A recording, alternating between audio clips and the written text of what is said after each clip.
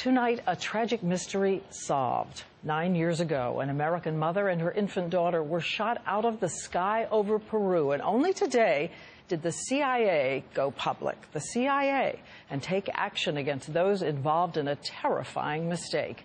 Brian Ross begins with the horrifying encounter 9 years ago, all caught on tape. This videotape was made by the CIA as one of its jets sneaked up behind what was mistakenly thought to be a drug plane flying along the border of Peru and Brazil. They were preparing to have it shot down.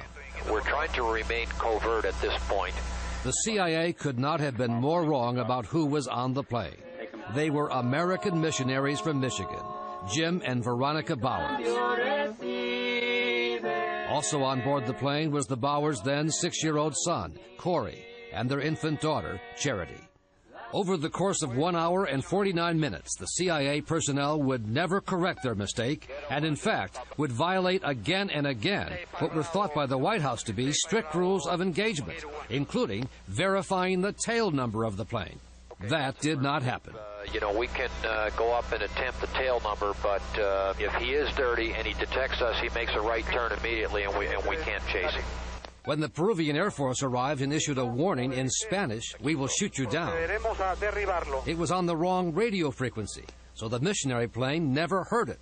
And even when the CIA pilots began to have doubts, this guy doesn't fit the profile, they did not wave off the Peruvian gunship, later saying they did not have the authority to do so. I think we're making a mistake, but I agree with you.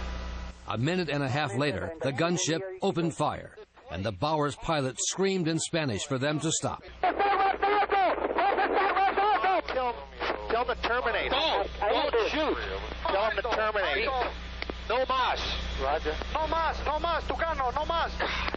Trailing black smoke, the missionary's plane headed for a river to land, with Veronica Bowers and her daughter Charity already dead from bullet wounds. And within days, the director of the CIA told officials at the White House all procedures were followed.